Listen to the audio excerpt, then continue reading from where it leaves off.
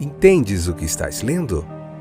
O podcast que te leva através das páginas da Bíblia. Livro por livro. Capítulo por capítulo. Uma exposição bíblica emocionante. Aperte os cintos e embarque comigo nesta viagem.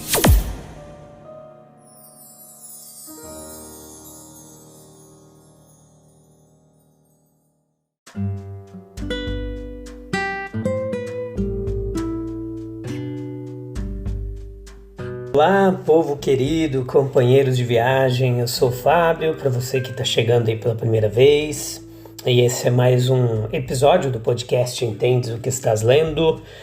Vamos ver onde nós paramos aqui hoje. Estamos no capítulo 23 de Levítico, a parte terceira. Hoje nós estamos vendo capítulo por capítulo da Bíblia. Essa aqui é a quinta temporada, nós estamos vendo Levítico capítulo por capítulo. Episódio de número 425 hoje, essa quinta temporada. Nós já vimos Gênesis, Êxodo, Evangelho segundo São João, Evangelho segundo São Lucas. E estamos aqui quase no finalzinho de Levítico, nesse estudo sequencial da Bíblia, capítulo por capítulo. E a gente vai continuar firme e constante aqui. No capítulo 27 nós terminamos Levítico. Em breve viremos para Evangelho segundo São Marcos, lá o terceiro evangelho que a gente vai ver. Depois vai ficar faltando só Mateus, dos 4 evangelhos ali. Muito legal mesmo, tem sido uma jornada fantástica, às vezes cansativo, principalmente quando vai chegando no final de cada livro, assim, vai batendo um cansaço, mas a gente está firme. Então vamos lá. Você encontra esse podcast aí no Spotify, no Deezer, na Amazon Music, no Google Podcasts, aonde mais? Apple Podcasts, enfim, em vários streamers aí você encontra esse podcast para estudar a Bíblia com a gente. Nós temos muita gente chegando, cada vez mais pessoas aí acompanhando o nosso trabalho aqui de estudo bíblico, que tem sido uma jornada excepcionalmente fantástico. Então vamos lá? Hoje vamos falar da festa da colheita. Nesse capítulo a gente está falando das 3 festas: a festa da colheita, a festa dos tabernáculos e a outra festa que nós vimos no capítulo, nos outros episódios, que foi a festa da Páscoa. Lembrei, quase que esqueço aqui. Então vamos lá, perdi aqui as minhas anotações para não se perder aqui. Então essa festa da colheita que a gente vai ver hoje, ela foi a segunda dos 3 grandes festivais em que todos os homens de Israel ali foram obrigados pela lei a se reunir em Jerusalém. Então eles deveriam se reunir naquela santa convocação. Qual que era o objetivo? O objetivo era manter vivo o interesse deles no serviço de Deus. Então, neste dia, o trabalho servil deveria cessar. O ensino aqui é que quando nos congregarmos no céu, seremos emancipados diante da maldição da labuta. Compare com Gênesis 3,17, compare Gênesis 3,17 com Apocalipse 22,3, você vai entender o que eu estou falando. Então, eles deveriam apresentar 2 pães.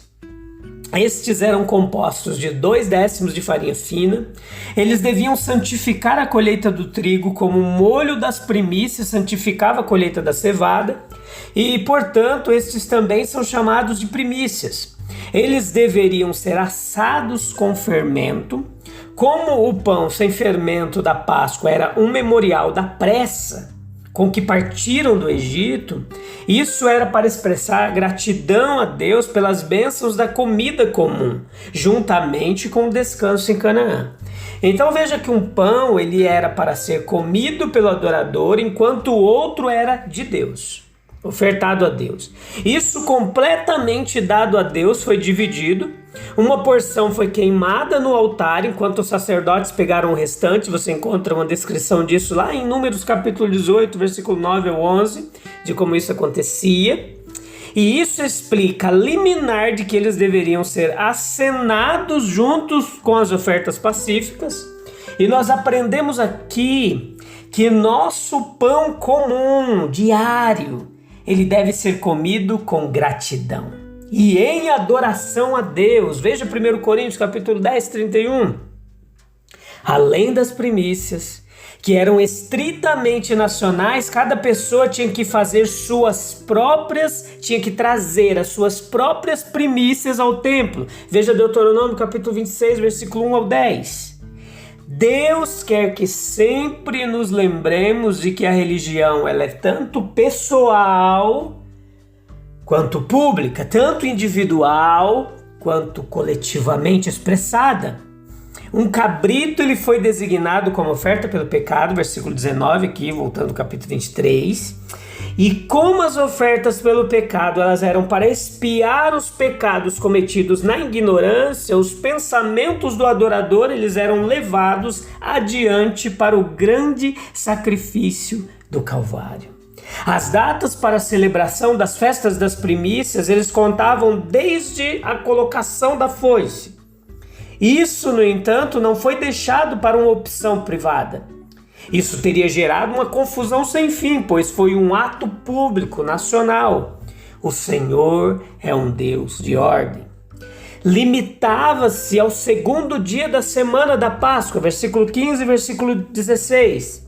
A partir desse cálculo, os judeus chamam essa festa da colheita de 50º dia. Pela mesma razão, no Novo Testamento é chamado de Pentecostes. Eles comemoraram a entrega da lei.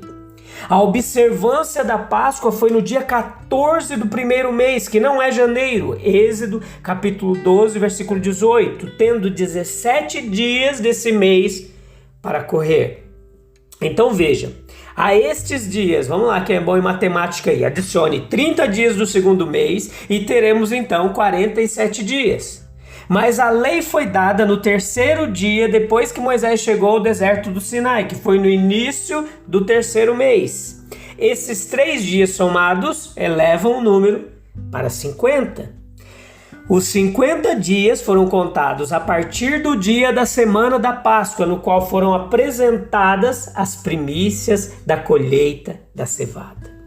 Que as primícias eram um tipo de Cristo em sua ressurreição, nós bem sabemos. E depois desse evento, ele foi visto por seus discípulos durante 40 dias depois da ressurreição. O Pentecoste ele ocorre 10 dias após a ascensão de Cristo. Observe que, além disso, que o Espírito Santo foi dado no primeiro dia da semana. Então, o Cordeiro Pascal era comido na quinta-feira. A sexta-feira em que o nosso Senhor foi crucificado foi o primeiro dia da semana da Páscoa. E no sábado as primícias eram oferecidas. Consequentemente, o Pentecostes, que era o 50º dia depois, cairia no domingo. Daí em diante, isso se tornou o dia do Senhor ou o sábado cristão, conforme a tradição da história da igreja. Quando a colheita era feita, a nação ficava rica. Quando os frutos do campo estão no depósito, o lavrador está seguro por mais um ano. A época da colheita pode, portanto, representar a posição da prosperidade. O agricultor bem-sucedido, ele costuma dizer para si mesmo, se não para os outros: esta é a colheita que cultivei. Está disposto a se parabenizar pela excelência de sua própria lavoura, e por esse ato de acenar os pães da apresentação, era como se o lavrador hebreu dissesse: eu lavrei, eu semeei, eu capinei, eu colhi, moí, cozi, mas tu, Senhor, deste o crescimento. Teu era o sol que brilhava, tu as chuvas que caíam. Teu poder maravilhoso que fez os elementos da natureza, os ares que sopravam, operaram a germinação, crescimento, amadurecimento do milho, ou seja, de qualquer fosse a semente. Ao teu nome seja a honra e o louvor. Então que a voz da alegria seja ouvida em nossos salões, mas vamos nos alegrar diante do Senhor, lembrando a bondade, percebendo a presença daquele de quem somos e a quem servimos. Não há tempo mais apropriado do que a hora de crescimento e prosperidade para renovar os nossos votos a nosso Deus e rededicar toda a nossa vida ao seu serviço. O capítulo 23, versículo 15 ao 22 nos traz esse conceito a respeito do dia do Pentecostes. O que era? O intervalo das 7 semanas apontava para o vínculo sagrado entre eles. Os frutos da justiça são por Jesus Cristo. A graça ali pentecostal do dia do Pentecostes, ela flui da redenção como uma fonte, como o verão da primavera, como a colheita da semeadura. A ideia de Pentecostes na efusão do Espírito, a colheita das primícias da igreja cristã, o início da nova vida e nova alegria do mundo. Cristo surgindo e dando frutos. A mistura dos pães de onda e dos sacrifícios sangrentos, dos pães ali ofertados e dos sacrifícios sangrentos, típicos da união da obra de Cristo e da obra do Espírito Santo. O sábado na colheita, o descanso no trabalho, a verdadeira recompensa da vida no gozo de Deus. A missão do cristianismo ao pobre e ao estrangeiro. Alegria universal. Todo campo produz resultados abençoados para todo o mundo. Então veja que a festa das trombetas, também citada aqui no capítulo, e a primeira menção a elas está lá em Êxodo, capítulo 19, versículo 13, quando diz que quando a trombeta soar longamente, eles subirão ao monte.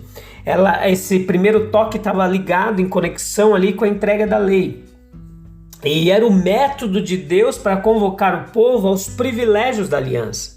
Então foi usado ainda para a convocação das assembleias, tocava-se a trombeta, para o início das viagens, tocava-se a trombeta, para alarmes, nas luas novas, nas festas, quando era soprado ali sobre os sacrifícios. Aqueles que conheciam o significado dos sacrifícios, eles podiam regozijar-se com o som da trombeta que os proclamava. Não é de admirar que se diga, bem-aventurado o povo que conhece o som alegre. Lá em Salmo 89, 15, literalmente lá no hebraico estava assim, bem-aventurado o povo que conhece o som da trombeta.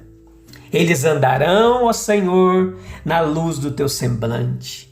A analogia da fé, portanto, nos autoriza a tomar a festa das trombetas como símbolo da mensagem de misericórdia de Deus ao homem.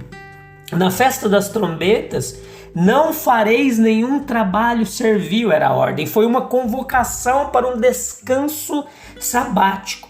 E verdadeiramente o evangelho é um chamado para deixar de lado o espírito servil. A obediência que vem através do medo, deixar de lado também, e entrar no descanso de Deus. Nós, os que cremos, nós entramos no descanso. A experiência cristã é o descanso após a preocupação da experiência mundana. Deixamos o nosso fardo, passamos para a paz divina, é quando por meio da graça deixamos de lado nosso mundanismo, nossas ansiedades febris, nossos ideais baixos e egoístas e caminhamos para o descanso no amor e na generosidade de Deus. Se o trabalho servil ele foi entregue para o descanso, nós devemos avançar para o dever indicado. Veja que o texto diz assim, mas oferecereis uma oferta queimada ao Senhor. Pois este é o plano do Evangelho, aceitação e descanso na base de um sacrifício completo e a dedicação pessoal como um sacrifício vivo em gratidão por tal favor imerecido. Do único grande sacrifício por nós procedemos com gratidão para o sacrifício pessoal que a honra e a glória de Deus exigem. O amor manifestado no sacrifício de Cristo, olha lá 2 Coríntios capítulo 5, versículo 14 ao 15. O amor manifestado no sacrifício de Cristo, ele constrange-nos a viver não para nós mesmos, mas para aquele que por nós morreu e ressuscitou. A justiça própria não é autossacrifício, ao contrário, é uma barganha orgulhosa por aquilo que Deus oferece como presente. Mas quando a dádiva é aceita, o eu é crucificado nessa aceitação. E uma vida de devoção, ela torna-se de fato uma vida abnegada. Ainda na festa das trombetas, o Antigo Testamento, como disse Agostinho, entenda que quando ele é bem compreendido, nas palavras de Agostinho, é uma grande profecia do Novo Testamento. Entenda isso, o Novo Testamento é a chave para entender o Antigo. As mudanças da lua e estações eram como a história de Israel. O período patriarcal, que é dividido em duas idades, qual aquela antes do dilúvio e aquela que se seguiu após o dilúvio. O período mosaico, que também é dividido em duas idades, qual a do tabernáculo e a do templo, depois que foi construído, sendo esta última mais eminentemente a era profética. Então veja que a dispensação cristã, ela também é distribuída em duas eras. A era presente, que é a militante, sofredora de luta e de batalha, e uma era que é chamada da era triunfante, que é a era da eternidade vindoura, que está muito próxima. Então veja que as fases pelas quais cada lua passa, ela pode representar mudanças menores correspondentes na igreja. Ela também tem seus altos e baixos. Às vezes ela é iluminada por reavivamentos de pureza e zelo, que são seguidos por períodos de apostasia e degeneração. Às vezes ela se alegra em épocas de paz e prosperidade e depois sofre reveses e perseguições. As luas novas, olha o que diz Amós 8,5 lá, elas eram todas observadas como sábados. Nenhum trabalho servil era feito em nenhum deles. Leia Amós 8,5. As trombetas, elas foram tocadas em todas as luas. Olha, preste atenção, mas na sétima, de forma tão marcante que a partir daí se tornou conhecida como a festa das trombetas. A trombeta começou ao nascer do sol e ela continuou até o pôr do sol. Essa lua, esse período lunar, ele não apenas inaugurou o novo mês, marcado conforme o calendário judaico ali, como também o novo ano civil. Depois a gente vai entrar mais nesses detalhes. E para a gente concluir, veja que as trombetas elas soaram sobre os sacrifícios e estes foram em maior número. Havia apenas os sacrifícios diários que nunca foram substituídos e os sacrifícios comuns das luas, mas holocaustos, ofertas de carne, de libações, de bebida ali, uma oferta pelo pecado próprios dessas festas. Então o soar das trombetas sobre eles indicava que a pregação do evangelho era a pregação da cruz de Cristo. Isso a gente vai ver no próximo, último e conclusivo episódio do capítulo 23. Aqui se encontra muita teologia bíblica clara, objetiva, uma exegese fidedigna ao texto. Então volte, escute os episódios anteriores e vem comigo pro próximo. A gente se encontra lá pra gente entender e concluir esse capítulo 23, tá bom? Um abraço, Deus abençoe, até breve, tchau, tchau.